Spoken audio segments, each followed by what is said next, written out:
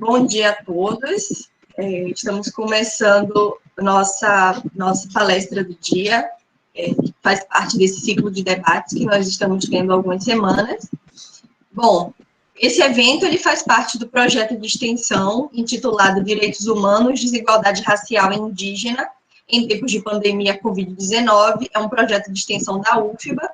Ele foi aprovado pelo PAEX-Doc Tessituras, que é pelo edital de apoio a atividades de extensão não presenciais no semestre suplementar da UFBA, cuja finalidade é promover a prática intencionista não presencial dos docentes da UFBA no semestre suplementar por meio de apoio a propostas de ações temporárias ou continuadas que desenvolvam processos de produção e ou difusão de conhecimento associados às atividades de ensino e pesquisa que promovam a articulação da universidade com a sociedade.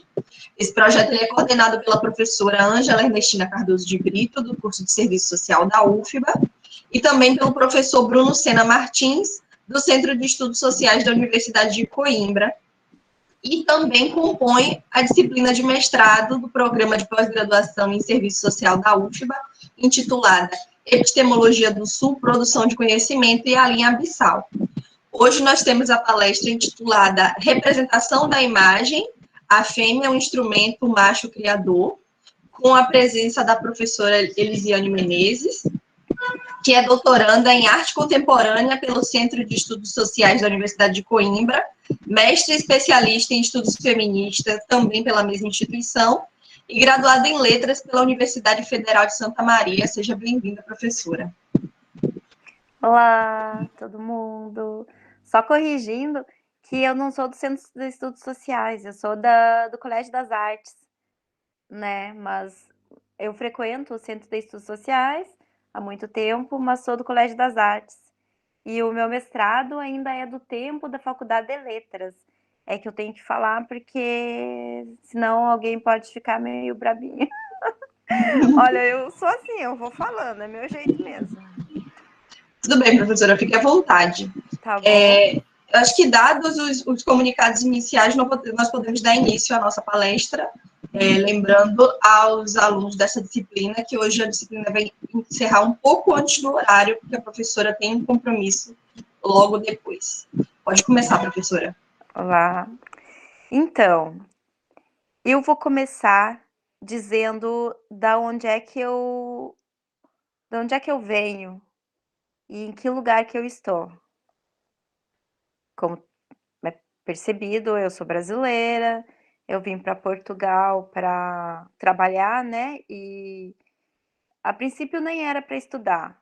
O intercâmbio foi uma desculpa para poder entrar aqui de forma legalizada, conseguir um emprego, e eu consegui, né, um emprego como garçonete, nos Maus Hábitos, e continuei estudando, enfim, uma vidinha que o objetivo não era o estudo, era a sobrevivência, o trabalho, um relacionamento, e de repente a minha vida mudou toda, porque eu perdi o relacionamento, eu perdi o trabalho, e me sobrou o estudo, ainda bem, né?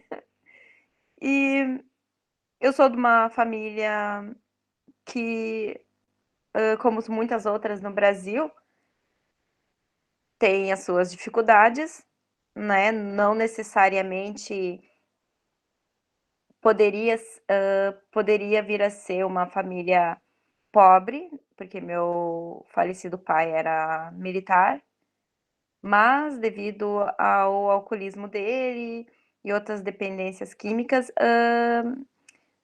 nós éramos uma família humilde, muito, sim, com muita falta de bens. Não tínhamos comida, não tínhamos água muitas vezes, nem luz.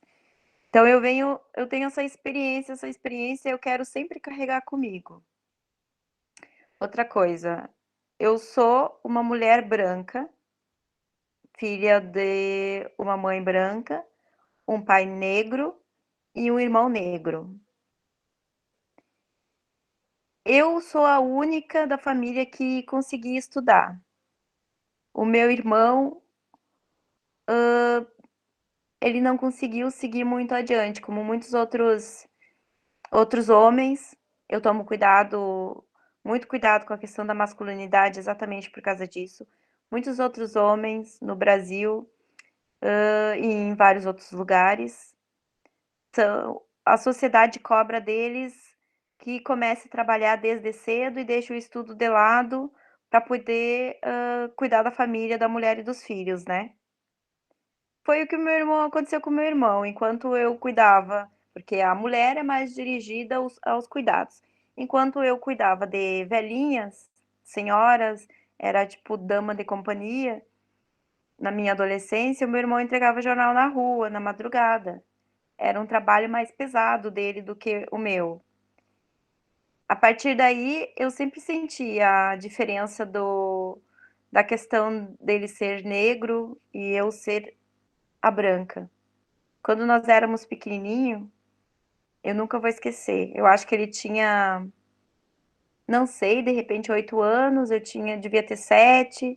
Aí ele disse: "Mana, por que que tu não pinta o cabelo de loira?", né? E eu entendi que ele estava me chamando de branca naquele momento, porque a gente estudava num colégio de freira, onde todo mundo, ou a maioria, pelo menos, eram brancos.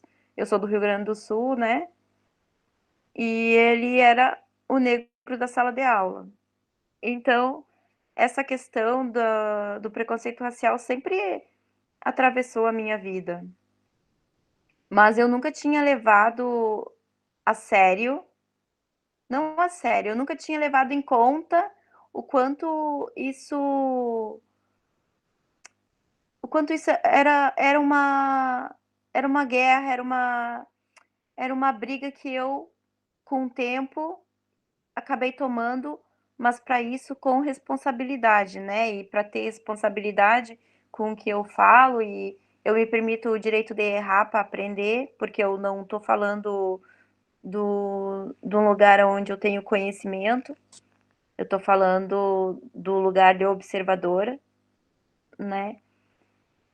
Eu me permito a errar e tô aqui para aprender, aprender com as pessoas que enfrentam essa experiência diariamente. E estou aqui, inclusive, para ser corrigida por essas pessoas, porque só no momento que a gente aprender, que a gente permitir errar, não ter vergonha de falar, é que a gente vai começar a modificar as coisas e ter responsabilidade por aquilo que a gente fala. Porque muitas mulheres brancas e homens brancos não falam com medo de estar falando bobagem. Na verdade, isso é um comportamento autoritário, né? Porque no momento que tu negligencia uma existência, com medo de errar, você está sendo autoritário, você está se colocando como o centro da verdade, como aquele que pode falar apenas quando tem razão. Então eu me permito a ser vulnerável, me permito a errar, e isso não é algo que eu tenho, isso é algo que eu estou construindo já faz muito tempo, e isso faz parte também do meu trabalho, né? Porque o meu trabalho é a minha vida. E às vezes eu fujo e falo demais. Aqui em Coimbra, inclusive, é mais tradicional escrever um texto e ler o texto nas apresentações. Eu acho que é para as pessoas não se perderem. Isso vai ficar gravado. Mas enfim, é a primeira vez que eu estou falando sem texto por escrito, assim, falando, sabe? E quando eu digo que a fêmea é o instrumento e o macho é o criador, eu não quero falar na mulher e no homem, porque isso, para mim, são outros conceitos.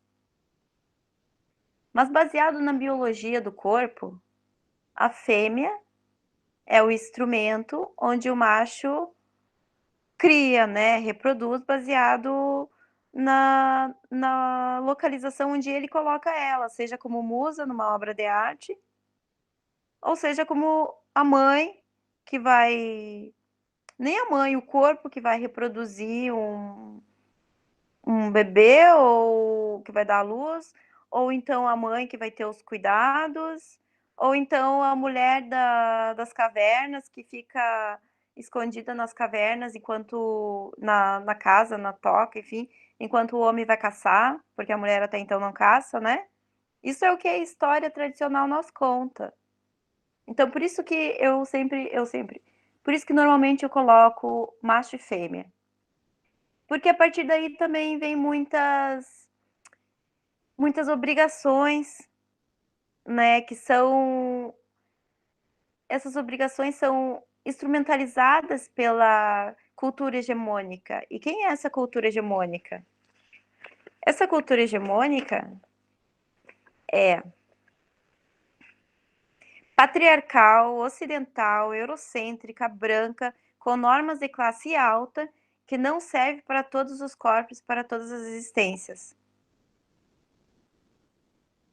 Ontem eu estava conversando com uma amiga e eu estava pensando e dizer, hoje também, eu penso o tempo todo. Eu estava pensando dizendo que as existências, os humanos que não têm representação ou que não estão sendo representados, eles também não têm representatividade. Nós, as pessoas do meio das artes, eu acho que elas deveriam ter um dever com a cidadania que nos cabe e que sabemos que uns têm mais direitos do que outros em termos de cidadania, né? Mais oportunidades de representar e dar a representar aqueles que não estão sendo representados. Perante isso, eu fui artista por muito tempo. Muito tempo, não muito, porque eu tenho 39 anos, mas pelo menos por uns 15 anos eu fui artista. E eu, hoje em dia, não me considero artista, porque eu participei de um evento chamado O que estamos... Ai, não lembro. É um evento do Sesc, de arte política, que tinha pessoas que falavam sobre artistas conceituados, que abordavam temas como a gordofobia, como o preconceito racial, questões ecológicas, temas da sexualidade, transexualidade, mulheres, gênero. No meu caso, eu apresentei uma performance chamada Panquecas Civilizadas, que eram as pessoas que eu servia panqueca enquanto nua, né, completamente nua, e outro menino nu também, enquanto as pessoas estavam sentadas, e eu servia a panqueca. Só que atrás tinha um vídeo com muitas violências, e o áudio era um áudio de violência também. Panquecas Civilizadas não era nem a panqueca que eu estava servindo, eram as pessoas, sabe? Que não faziam o evento terminar, que não se posicionavam, que simplesmente ficavam sentadas assistindo as violências. E normalmente é isso que acontece, porque essa é a norma, né? A instrumentalização, a disciplina hegemônica, ela ensina isso. A gente tem que obedecer às normas. Que normas são essas normas da classe alta? Porque eu acredito, pela minha experiência, que a classe baixa, os pobres, as pessoas que não entram, não se vinculam à norma, elas têm uma maior liberdade para viver e para criar, que não é legitimada, que não é visibilizada e que existe. Eu não, eu poderia dizer que seria uma contracultura, mas não é uma contracultura. É uma cultura. É uma cultura que tem que ser levada em conta, que tem que ser visibilizada. não é? E não é visibilizado, não é levado em conta. As mulheres, por exemplo, como artistas, a maioria delas, eu gostaria de colocar aqui, só um momento. Peço desculpas se eu estiver falando demais, eu vou esquecendo a apresentação. Um moment. Onde é que eu vou? Abre o Aqui. slide. Tá. Clico na setinha, né? A sua tela já está aparecendo para mim. Ah, já? Então tá. Então deixa eu ir aqui. E aqui. Essa sou eu que tá aí, né? Peraí. Aqui. Eu não tenho como ver a minha tela, né? Eu não tô aparecendo? Você está aparecendo para a gente, aparece você e aparece o seu slide, mas você não vê a gente A enquanto está turma. apresentando. Isso. Ah, Mas a gente ok. te vê. Ah, tá bom. Ah, isso não é válido, mas tá bom. Deixa eu colocar aqui. Então, o que te move para criar, né? O que eu tinha falado, o uso das memórias, posicionamento político, a participação dos outros corpos na criação da obra, porque a gente não vive num mundo isolado. A gente tem que sempre levar em conta que tudo que acontece com a gente acontece porque estamos imersos numa cultura e essa cultura só existe porque tem outras pessoas. Uma cultura patriarcal da qual nós fazemos parte, ela é. Hoje eu estava pensando, eu indiquei um texto para vocês, né, que é a cultura do trauma. Pois é, podemos pensar então que a cultura patriarcal é um trauma que nós carregamos e que a gente precisa trabalhar nele, porque não adianta só, enquanto feminista ou outro tipo de ativista, colocar sempre que tudo é patriarcal e por isso é culpa. Nós somos patriarcais, nós temos que saber modificar na gente também, começar por nós, essa mudança e entender a partir do lugar que a gente está, de que a gente está colaborando com isso, a gente está colaborando com essa cultura. Muitas vezes nós somos paternalistas, não somos?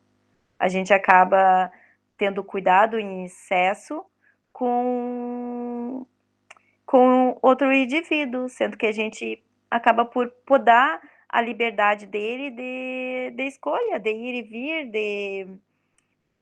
de viver, né? Por excesso de cuidados. Aí já entra também a questão do amor romântico, entra muitas outras questões que não vêm ao caso. Ok, a participação dos outros corpos na criação da obra, quando a gente vai criar uma obra. Aqui eu vou mostrar para vocês depois no final algumas obras de arte, algumas performances. Mas quando eu falo criação de obra, pode ser uma tese, pode ser um texto, pode ser um poema. Como eu disse hoje para a Ângela, pode ser uma decoração de casa, né? É a tua criação, ela parte dos sentidos do teu corpo. E o sentido do teu corpo só existe porque tu vive em comunidade. Ninguém vive solitário. Ninguém vive sozinho. Por mais fobia social que possa existir, por acaso eu faço tratamento de fobia social, não vive sozinho. Uh, tá sempre em construção, tá sempre em processo de troca, tá sempre modificando. E tudo isso tem que estar no nosso trabalho, tudo isso tem que estar na nossa criação de obra. Eu acho que a gente tem que acreditar durante uma escrita ou durante um outro trabalho qualquer, que é um processo que não finda, que não tem fim. É um processo contínuo. E eu também enviei outra indicação de leitura para vocês, que eu não lembro qual é, mas eu acho que é sobre sobre tentar fazer ligações não por cronologias, mas por afinidades, que é da... eu não sei pronunciar o nome, mas é Cartografando a Cronologia, o mapeamento global da arte feminista. Acho que era dos anos 70. Mas o que a gente retira desse texto mesmo, pelo menos é o que eu acho, é pensar a partir de uma perspectiva espacial. Pelo contrário, leva-nos a interligar temporalidades desarticuladas e a admitir que narrativas com diferenças baseadas na sua localização podem coexistir no tempo. Assim, podemos colocar questões essenciais no que diz respeito à rede de relacionamentos, processo de intercâmbio e afinidades de sentidos. Eu apresentei um trabalho num colóquio que eu falava sobre a poeta Adrienne Rich, acho que é assim que pronuncia, que é pronto, morou nos Estados Unidos, mas ela é da religião judaica e é lésbica, branca, e tem poemas maravilhosos, escritos maravilhosos. Ela inclusive diz que o corpo é a geografia mais próxima. Eu tenho isso tatuado, porque realmente o corpo é a geografia mais próxima, né? Pensando na questão das afinidades e não pensando na localização geográfica, numa cronologia de datas e acontecimentos que deixa de fora muitas outras existências, muitos outros humanos, né? Aliás, que desumaniza muitas pessoas e que querem e que se dizem os donos da história, né? E que damos o nome de patriarcal. Só que nós também somos patriarcais. Enfim, a participação dos outros corpos na criação da obra, ou o processo de criação como organizador das experiências, tudo isso que eu estou falando é um processo da minha criação que está tentando organizar todas as experiências que eu venho passando desde que eu cheguei em Portugal, a facilidade com que eu tive para estudar, mesmo a minha mãe não podendo me mandar dinheiro, eu consegui emprego. Eu sei que eu consegui emprego porque eu sou branca. Eu sei que eu consegui emprego porque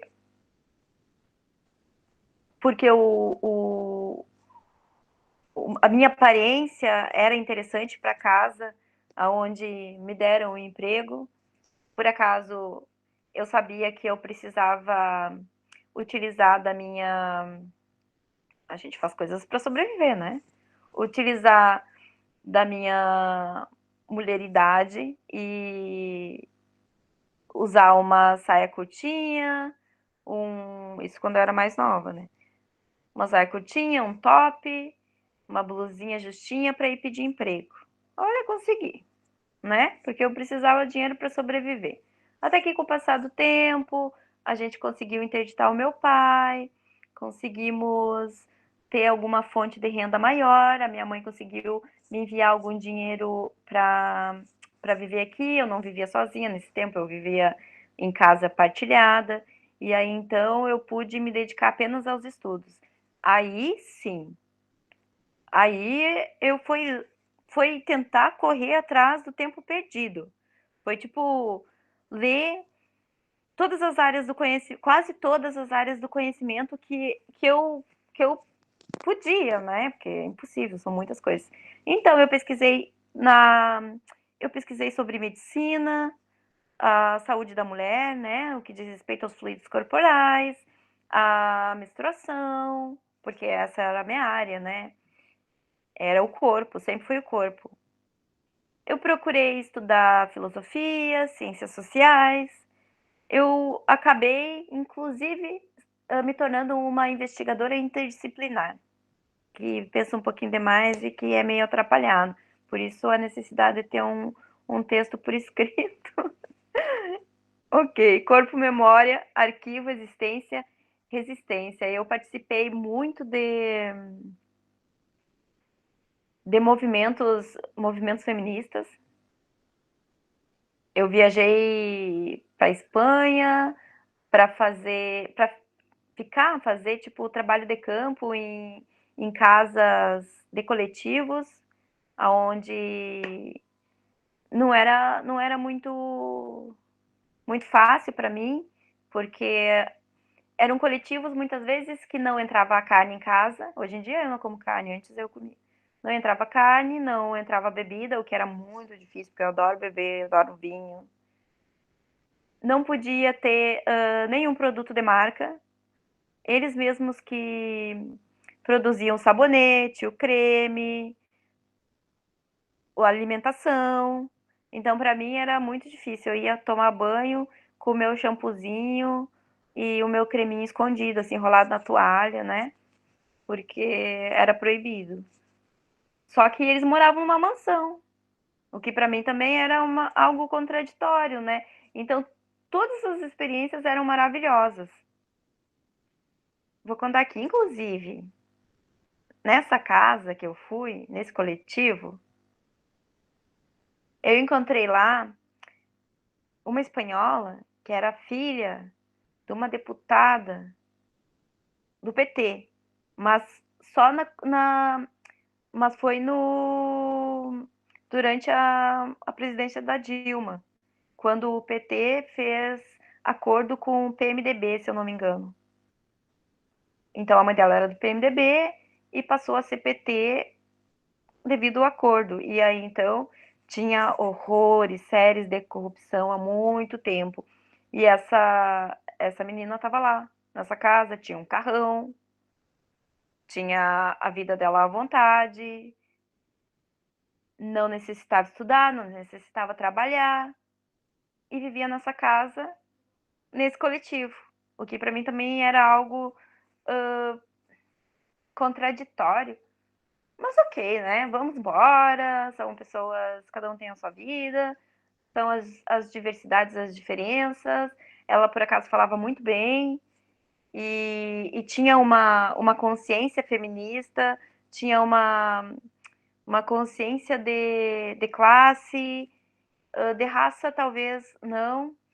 Nunca, não sei, nunca observei nenhuma fala dela sobre isso, apenas classe, né? E, e feminista. Passei por muitos lugares que me ajudaram a produzir a minha área de conhecimento, sempre pensando nas artes visuais, sempre. Porque para mim a arte visual é tudo aquilo que tu tá vivenciando, tudo aquilo que tu tá sentindo. Agora, nos últimos meses, nós temos um grande problema que a gente já deve estar enfrentando e vai enfrentar, que é a falta do toque, né? Antes tinha o movimento feminista, alguns coletivos alegam que não é não. Mas esse não é não tem que ter um certo cuidado, porque também tem as feministas que alegam que não é não quando o homem vai tocar na mulher e diz não, mas eu já vi e já presenciei momentos em que a mulher assedia o homem também. E o homem, por ser machista, não diz não, mesmo não querendo. Ele fica muitas vezes, algumas vezes pode ficar sem jeito, mas ele admite aquilo porque ele, afinal de contas, é o homem e tem que mostrar a virilidade dele, né? Então já temos que ter cuidado com isso. E eu acho que agora a gente vai voltar a abordar esse tema, o tema do toque, da necessidade do carinho, do abraço, do beijo. Tá em falta. Agora sim, agora o não é não mesmo, né? E é isso. Aí então aqui eu trouxe mais um slide Deixa eu ver aqui as coisinhas que eu não me esqueci. Um slide é onde... Pronto, onde eu falei que a questão do sexo biológico instrumentalizado pela disciplina hegemônica, essa disciplina é dada pela cultura hegemônica, que o que é essa cultura? É patriarcal, ocidental, eurocêntrica, branca, com normas de classe alta, que não serve para todas as existências, todos os corpos, né? A narrativa patriarcal do poder determina os papéis sexuais binário, homem e mulher, já narrados dentro... esses que é o que eu falei, que já vem narrado dentro de espaços da pré-história até os dias de hoje. Isso se mantém. Ainda estamos lá na pré-história. Isso é muito importante. Determina também a forma como eles e elas representam o outro, a partir da nossa realidade. E essa é a questão da alteridade, né? O outro produzido como significado e fantasia para determinados grupos sociais. A questão da efemeridade, quando a gente negligencia o sentido do corpo do outro, quando a gente acha que quando eu acho que a minha razão e a minha voz é maior do que a voz do outro, sendo que somos dois humanos iguais nos seus sentidos e na sua humanidade. E essa falta de conhecimento é a negligência, e isso é uma característica autoritária, da qual a gente vive muito hoje em dia, e é assustadora, está crescendo cada vez mais, né? Mas não vamos entrar por aí. Então, os corpos são categorizados como os anormais, selvagens ou indisciplinados por se posicionarem resistente, isto é, quando reivindicam o direito à humanidade e a uma cidadania plena. Esta corporização, né, tu querer dar corpo para ti, sendo que tu tá visto como algo que não é normal, que é sobrenatural, né, que não é natural. Essa corporização se manifesta como consequência diante das normas socioculturais quando desumaniza os corpos.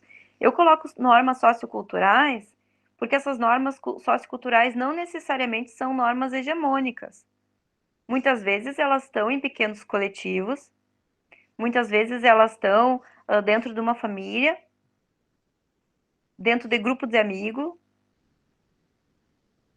É como se a gente pensasse em pequenos microfascismos que se tornam, que têm a sua dimensão muito grande se a gente não trabalhar os pequenos. Então, não necessariamente são hegemônicas. Por isso que eu retirei ali socioculturais hegemônicos. Porque com o tempo eu estou construindo uma linguagem que eu tente ser o mais responsável possível, tentando trazer as representações que não estão sendo representadas, ou que pelo menos não estão sendo representadas na quantidade que possa existir. Essa imagem que eu estou passando do lado é a Liz Paraíso. Eu tive a oportunidade de conhecer pessoalmente, é uma querida, é uma mulher trans, ela já está muito, muito reconhecida no Brasil. Ela também vem de uma classe baixa, né? Também teve as suas dificuldades, inclusive na universidade, dificuldade para pagar a passagem, para ir na dificuldade, coisas que é muito comum para nós, né? Para poder terminar um curso universitário. E a Cris, ela tem essa performance que chama manicure política. E essa performance dela, ela simplesmente fica sentadinha ali no Salão Paraíso, né, como vestida como uma mulher da comunidade, não uma mulher da classe alta, de acordo com as normas finas e elegantérrimas, mas que na verdade não são simples, então por isso muitas vezes não são elegantes. Ela fica ali, ela fica trabalhando nessa performance, muitas vezes ela que dá o horário, né, que ela vai ficar trabalhando, muitas vezes de manhã à noite. Enquanto tiver gente para ela fazer as unhas, ela vai fazendo. E ela vai fazendo as unhas e conversando com as pessoas. E é manicure política, porque a política que ela faz não é essa política para poucas pessoas. É a política comunitária, a política das pessoas que não têm visibilidade. Ela conversa sobre a vida das pessoas, conversa aquilo que vem ali na hora, sabe? Ela troca afinidades com as pessoas. E essa afinidade é o que está escrito ali naquele livro. Isso é muito interessante. Ah, aqui. Priscila Rezende. A Priscila Rezende, eu também tive a oportunidade de expor junto com ela. Ela faz uma crítica, né, à questão do bombril. E a comparação que fazem do cabelo crespo ter semelhante ao bombril. Então, a Priscila Rezende é negra, e ela é uma ativista negra, e o trabalho dela vai contra o preconceito racial. E essa performance dela é incrível, ela lava todas as panelas com o próprio cabelo. Ela tem muitas outras performances, ela tem uma performance também que eu não lembro se o nome é Globeleza, mas é semelhante à Globeleza, que ela dança com a faixa, tal, com algumas características, algumas características de roupas de carnaval, seminua ou nua, sem música e com aquele buçal que utilizavam nas escravas e nos escravos antigamente, né? Então é uma performance muito forte que eu por acaso presenciei. A Fernanda Magalhães é uma senhora muito fofa, que também já fiz performance no mesmo evento que ela. A natureza da vida. Ela trabalha sobre a questão da gordofobia. O que ela faz é utilizar o próprio corpo e se posicionar num cenário, ficar quietinha por um bom tempo e ir filmando ou ir registrando ela. Porque o corpo dela já é o próprio material de trabalho, já é o corpo dela, já é o próprio protesto, né? E eu não sei se ela é a única artista brasileira, são todos brasileiros, com exceção da Hannah Wilke, que fazem esse tipo de trabalho que reivindica esse preconceito, né, do gordo, da gorda, que é a gordofobia. A Hannah Wilke, eu gosto muito da Hannah Wilke, porque vocês já devem, não sei se tem conhecimento, se alguém não tem, mas a Hannah Wilke, ela vai registrar o processo dela do câncer, do linfoma que ela teve. Ela vai se posicionar como musas, mulheres musas tradicionais da história da arte, e só que é só o corpo de mulher que tem em comum, e o ser mulher. A aparência da beleza está sendo destruída por causa da medicação e da doença. Então ela vai querer contrariar isso. É muito forte. Também Lizzie, indico. desculpa Oi? te interromper, faltam 15 minutos para o fim da sua apresentação. Ah, tá, ok. Eu achando que ia falar pouquinho. O frango. Essa é uma performance minha. É uma performance minha que eu tenho referência sobre uma carta da Sofia Cawley, não sei como pronuncia, que ela escreve em muitas línguas um término que ela teve, né, do namorado, que foi via telefone, se eu não me engano, ou via e-mail. E aí aconteceu comigo. Só que eu achei aquilo muito, tipo, eu vou rir disso, né? Um ex-namorado terminou comigo via e-mail. Então eu simplesmente me posicionei com uma chita, um pano de chita atrás, uma máscara de. Isso é um vídeo performance, eu só trouxe aqui uma fotografia, né? Uma máscara de princesa e eu como um frango. Enquanto ele tá. Enquanto o Google, né? A voz do Google tá lendo toda a carta dele. E o nome é um frango. A brasileira. Por acaso, esse vídeo ele é meio longo e ele já foi apresentado em alguns países. Tá no chat, eu postei para quem quiser olhar, tá? Eu deixei aberto. E a brasileira, eu questiono a brasileira no exterior, por isso que eu coloco brasileira com Z, o que ela representa.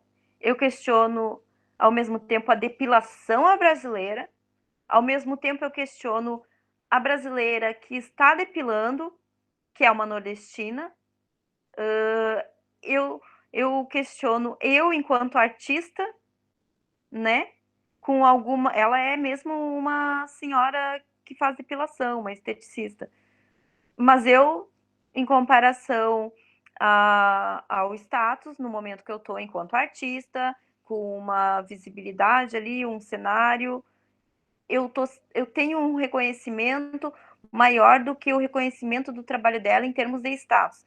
Então, tudo isso cria diálogo dentro dessa minha performance. Essa performance, massa com ovo batida carbonara, é muito interessante. Isso é um aborto, na realidade. É um aborto que eu fiz em Portugal, permitido pela lei, pelo acordo, né, que Portugal tem com o Brasil, que o Brasil tem com Portugal, que é o PB4, que é todo brasileiro que tem acesso à saúde pública no Brasil, chegando aqui com o PB4, que é praticamente que é de graça, tu só tem que ter um trabalho, e eu entrei como empregada doméstica, paguei as taxazinhas que tinha que pagar e cheguei com o PB4. Esse PB4, ele permite com que tu tenha o direito a abortar aqui, de graça. Praticamente o valor da passagem, antigamente, era muito mais barato do que procurar uma interrupção de gravidez no Brasil sem segurança, né? Onde a mulher muitas vezes não sobrevive. Ou até mesmo tomar Citotec. Aqui não, aqui é no hospital, tudo de graça, te tratam, tipo, como uma paciente, aqui falam utente, tranquila. Te mando para casa e lá em casa tu tem uma menstruação longa. Então, é uma performance? É uma performance, porque é uma performance que está registrando algo da minha vida. É uma performatividade. E, ao mesmo tempo, é uma parte. É uma pintura também.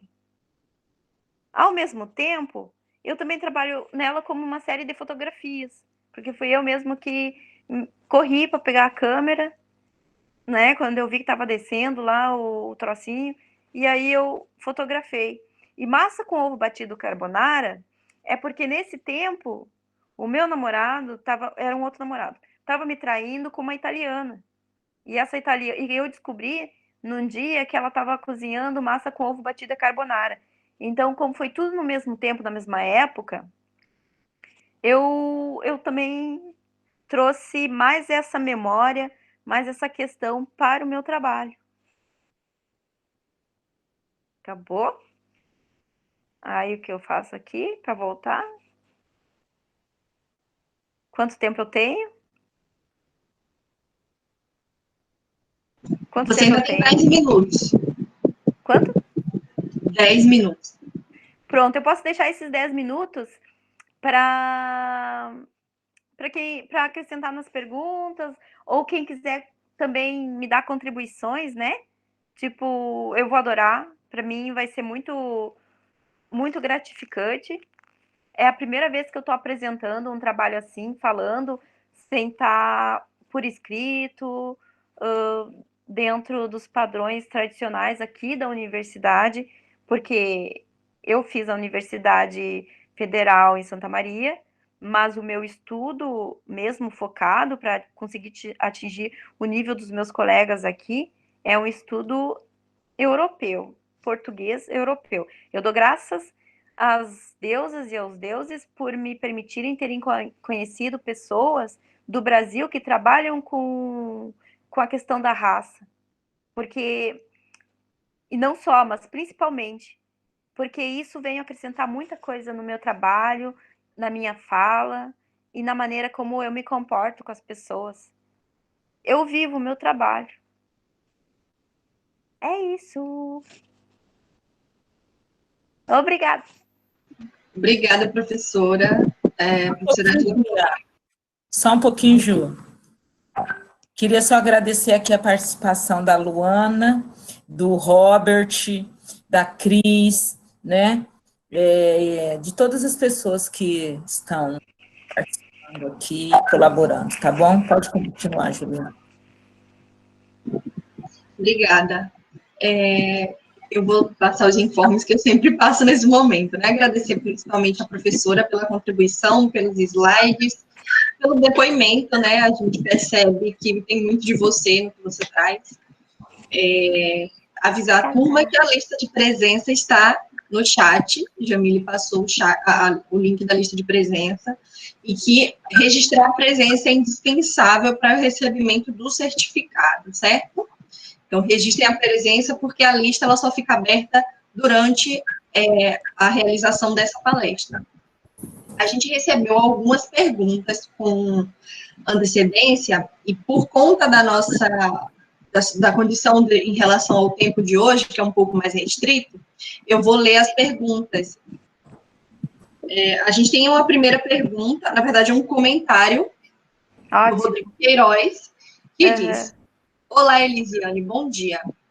Grato pelas indicações de leitura, ambas densas, profundas e com reflexões holísticas sobre a existência das mulheres e as ferramentas de dominação e violência contra seus corpos, que também se apresentam na construção da estética, da arte e dos símbolos.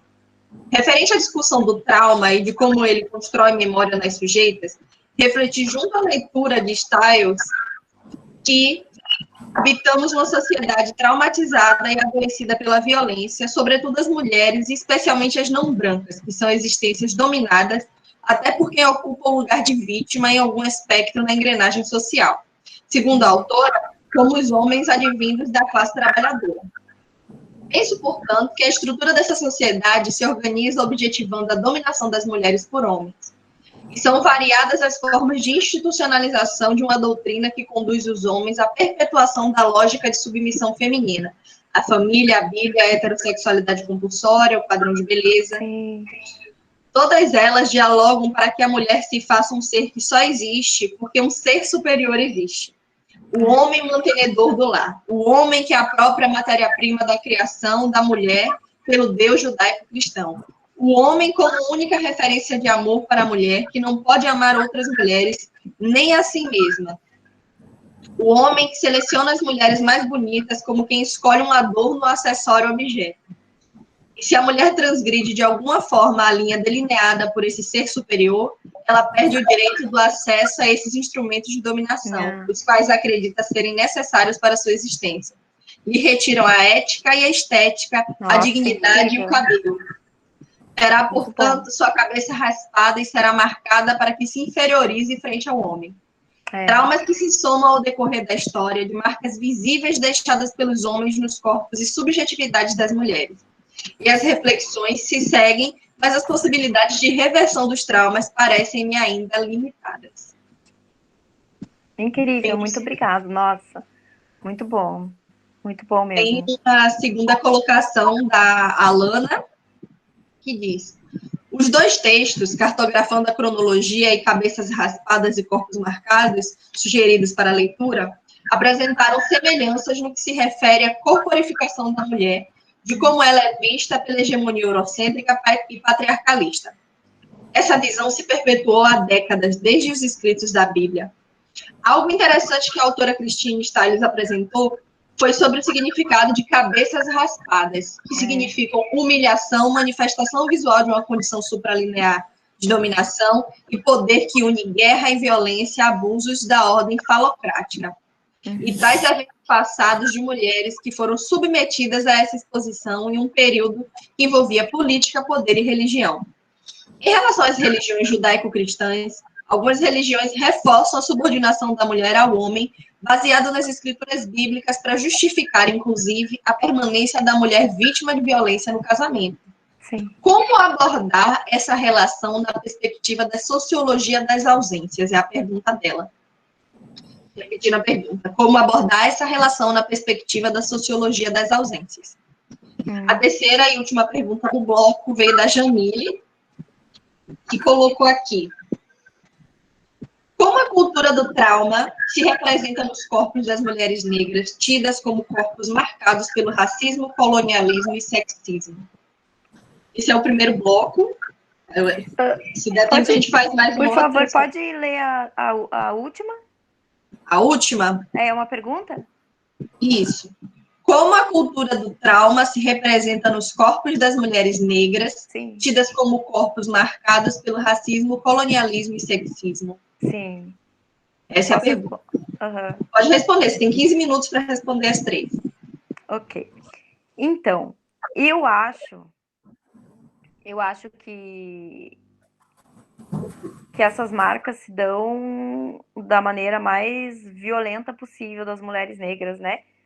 Principalmente não, mas é muito cruel por parte das mulheres brancas.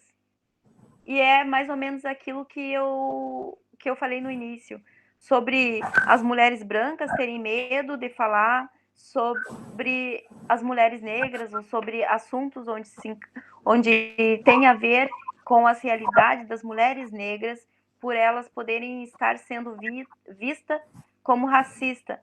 Mas seria bom a gente admitir que a gente tem esse racismo, que esse racismo está imerso nos nossos corpos brancos, porque a gente, de alguma forma, faz parte da norma branca, né? Da norma hegemônica que é branca. E a gente, se não se permitir errar, se não se permitir ser corrigida pela realidade das mulheres negras, pelas próprias mulheres negras, a gente não está sendo correspondendo a uma humanidade, a gente continua desumanizando essas pessoas. Eu acho que isso aparece na nossa sociedade de várias formas, quando a gente desrespeita. Eu tenho uma experiência sobre isso, eu vou contar depois.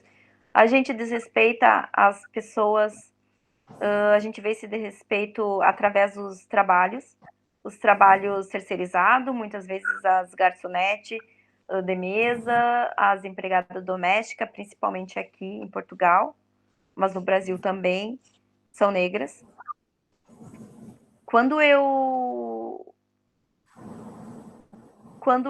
organizei, eu fui uma das organizadoras do movimento do Encontro Mundial das Mulheres em Portugal, né, da Europa. E eu fui como eu era responsável por quase tudo, eu não durmo, eu fui para lá às 5:30 da manhã e as senhoras estavam limpando o auditório. Todas elas eram negras. Eu era branca. Eu disse para elas, não se preocupem, eu só vim aqui porque eu sou mesmo preocupada. Ok, elas limparam, todas preocupadas, saíram. Depois entraram todas as outras mulheres. Quase nenhuma negra, ok? Quase nenhuma negra. Sério. Pouquíssimas. Se teve alguém, foi muito pouca. Vieram de todo mundo, de todos os lugares. E essas pessoas sujaram, colocaram lixo no chão, não respeitaram a limpeza que as outras senhoras trabalhadoras tinham feito. No final, elas saíram para gritar até que todas sejamos livres. E eu fiquei muito furiosa. Eu catei, era um auditório enorme, eu catei maçã do vaso sanitário, eu coloquei o lixo nos saquinhos, eu catei lixo por lixo, para deixar o mais limpo possível. Eu deixei impecável. Só tinha que fazer a faxina, mas sem catar o lixo, porque ninguém tem a obrigação de catar o nosso lixo. E ninguém vai ser livre. Nenhuma mulher vai ser livre enquanto a mulher negra estiver catando o nosso lixo. E eu mandei isso para a marcha toda, a marcha mundial inteira. Eu era uma das organizadoras. E eu saí e não participo mais.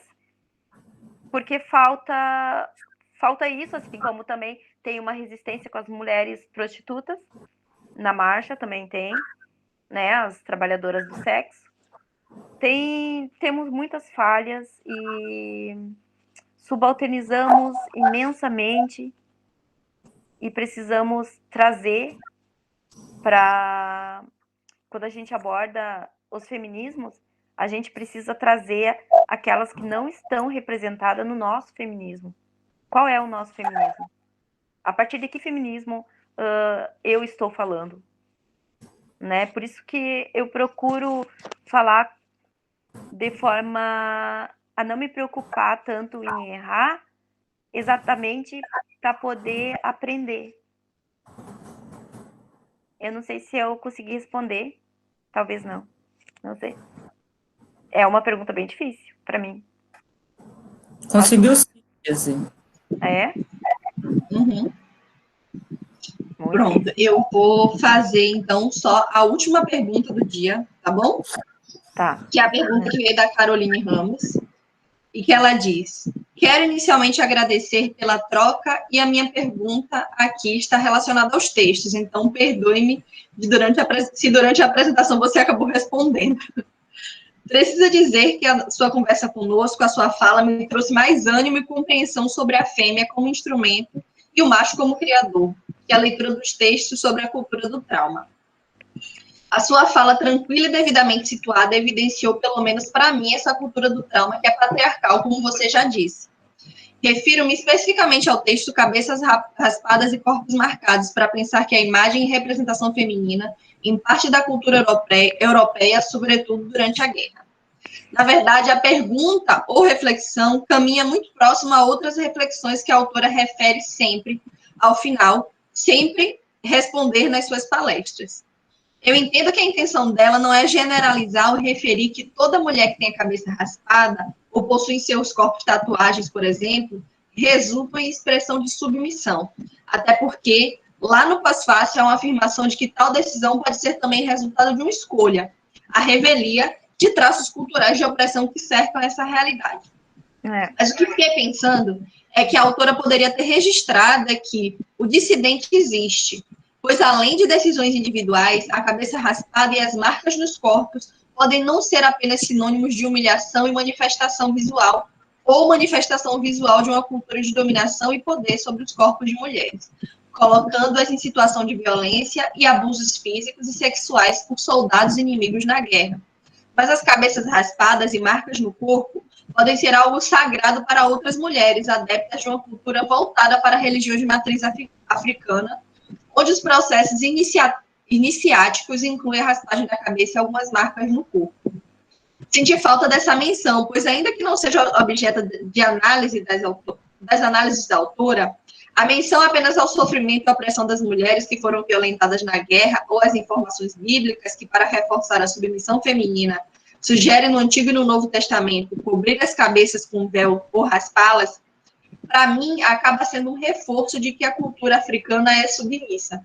Inclusive, ela sinaliza no próprio texto que povos africanos eram percebidos apenas como pessoas escravizadas, desamparadas ou malditas.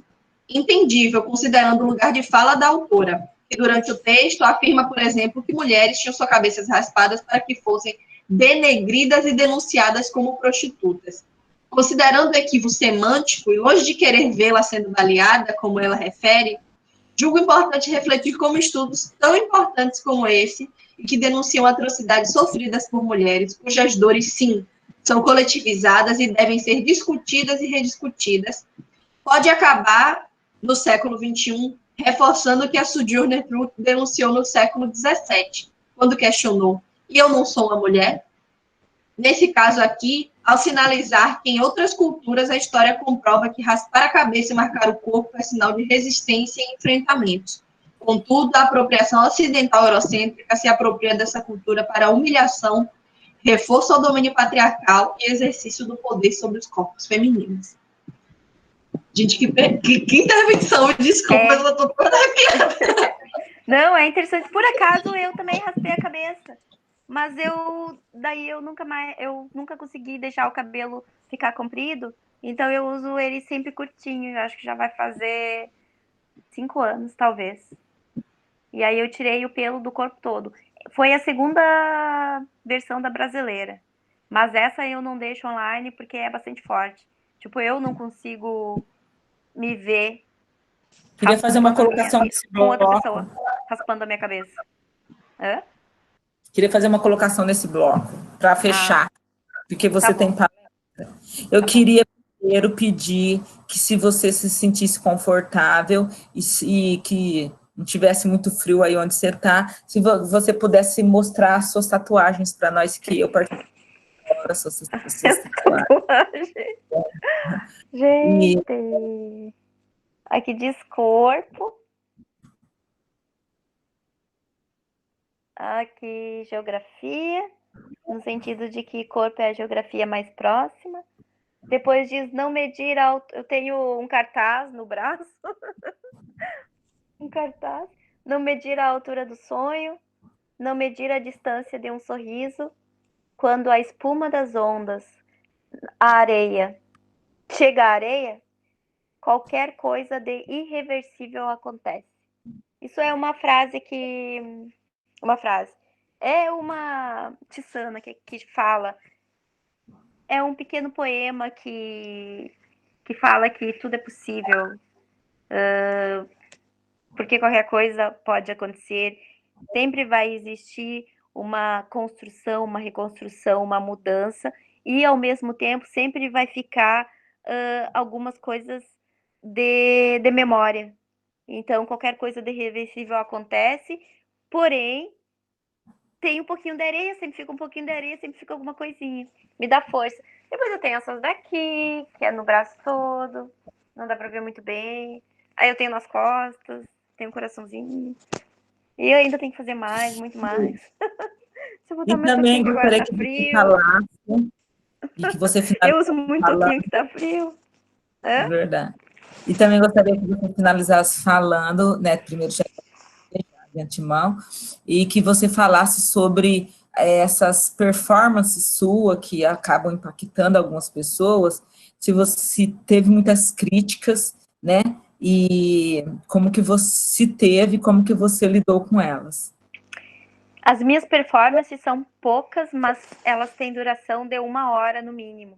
Então, elas causam auto sofrimento, auto mutilação, talvez. Eu fico no início nervosa, com o tempo eu vou ficando muito exausta, uma exaustão tão grande que as pessoas que estão assistindo, eu acredito que no início é impactante. No final, já se acostumam com a nudez, tipo, a nudez já tá ok, já não é tão impactante assim, mas algumas vêm chorar, algumas vêm contar suas histórias de abuso sexual, violência. Mas nunca ninguém... Eu tive essa sorte, né, de ter feito tanto na rua, como em espaços alternativos, como em galerias. Eu tive uma sorte ou uma graça de não ser atingida violentamente por nenhum comentário. Mas eu também fiz poucas performances, com bastante exaustão, né?